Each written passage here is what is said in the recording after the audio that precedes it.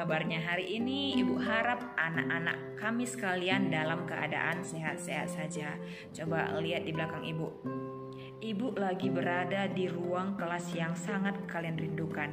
Ya, ibu juga merindukan kalian aku. Makanya kita doakan sama-sama biar corona ini cepat selesai dan kalian bisa bersama ibu di ruangan ini. Kita bisa melakukan pelajaran secara bertatap muka, ya, tidak dengan online lagi, ya aku. Jadi, walaupun ini dalam masa pandemi, walaupun kalian belajar dari rumah, kalian harus tetap semangat, ya. Dan jangan lupa berdoa supaya corona ini cepat-cepat berakhir. Mari kita mulai pelajaran kita, Naku. Tetap semangat dan salam SFD. Baiklah anak-anak, kita lanjutkan materi kita pada hari ini, kewirausahaan pengolahan makanan awetan dari bahan nabati. Di mana ini sudah kita bahas pada pertemuan sebelumnya. Hari ini kita bahas kelanjutannya. Adapun tujuan pembelajaran kita pada hari ini, anak-anak kami sekalian diharapkan mampu untuk apa? Mampu untuk mendesain dan membuat produk makanan awetan berbahan baku nabati khas daerahnya masing-masing dengan rendah hati. Jadi karakter yang ditekankan di sini aku adalah rendah hati. Bagaimana caranya? Melakukan pekerjaan yang rendah atau kecil dengan sukacita yang besar. Nah, dengan demikian anak-anak kami akan selalu bahagia untuk mengerjakan tugasnya. Jangan bersungut-sungut, tetap kerjakan dengan penuh sukacita. Yang kedua, anak-anak kami diharapkan mampu untuk mempresentasikan peluang dan perencanaan usaha sesuai pilihan makanan awetan dengan percaya diri. Ingat ya anakku ya, walaupun kalian memiliki kemampuan, tetapi ketika kalian tidak memiliki rasa percaya diri, kemampuan itu tidak akan pernah terlihat. Jadi, coba kemampuannya diiringi dengan rasa percaya diri agar kemampuannya bisa terkembangkan. Bukan berarti sombong, kita tunjukkan bahwa kita memiliki kemampuan. Tetapi ini perlu kita kembangkan untuk masa depan kita. Misalnya aku ya, langsung saja kita ke materi kita. Merancang pengawetan bahan nabati dan hewani. Ya, di sini kita lihat ada beberapa cara-caranya. Yang pertama di sana ada mencari ide. Yang kedua ada percobaan. Selanjutnya ada perencanaan produksi dan yang terakhir membuat produk pengawetan dari bahan nabati. Nah, coba lihat.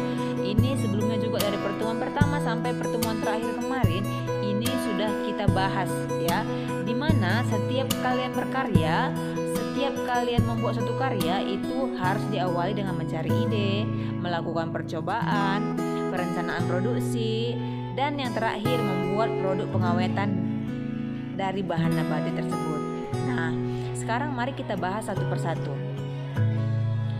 Yang pertama mencari ide pokok, di mana pada tahap mencari ide pokok ini, anak-anak kami sekalian diharapkan mampu untuk membuka inspirasinya, ya. Buka inspirasinya, kira-kira makanan apa yang akan kita buat? Atau makanan ini bisa kita modif dari makanan yang telah ada. Serta proses apa yang akan dilakukan di daerah kita tersebut. Nah, jadi sekarang kita buka ide kita, kira-kira makan apa yang akan kita produksi. Setelah dapat idenya, setelah dapat idenya, baru kita masuk tahap kedua. Tahap kedua ini tahap percobaan. Misalnya tadi ibu dapat ide untuk membuat green soup. Tahu apa green soup? Itu pagi-pagi, membuat pagi-pagi tetapi dengan aroma yang tidak seperti itu. Ibu modif dia ya, bisa dimodifikasi dari yang telah ada. Jadi produk itu atau bahan makanan itu akan ibu cobakan, langsung ibu cobakan, langsung ibu tes, langsung ibu bereksperimen bagaimana kira-kira agar yang dari ide ibu itu bisa tersalur menjadi sebuah produk makanan. Setelah ibu melakukan percobaan, selanjutnya ibu akan melakukan perencanaan produksi. Apa-apa saja yang dilakukan di perencanaan produksi ini? Yang pertama, siapkan dulu bahan-bahannya serta alat-alatnya, ya. Lalu kapan proses pengawetan akan dilakukan? Setelah dilakukan, apa kemasannya? Ya. Itulah yang akan kita bahas di perencanaan ini. Disinilah kita bahas secara matang, mulai dari kapan waktunya, kemasannya apa, alat bahannya apa, kita rancang semua di sini. Setelah dirancang di bagian perencanaan ini, kita masuk ke tahap pembuatan produk pengawetannya, ya. Dimana di tahap ini pembuatan produk pengawetan ini dilakukan sesuai dengan rencana yang telah dibuat sebelumnya, ya. Jadi kan tadi sebelumnya kita sudah masuk ke tahap perencanaan. Perencanaan ini kita realisasikan di pembuatan produk pengawetan dari bahan nabati. Jadi pembuatan produk ini nakku, ini tidak boleh asal-asalan. Di sini ada 4 tahap. Tahap pertama tadi apa? Mencari ide pokok. Tahap kedua percobaan. Tahap ketiga perencanaan. Tahap keempat itu pembuatan produk. Itu harus dilakukan step by step.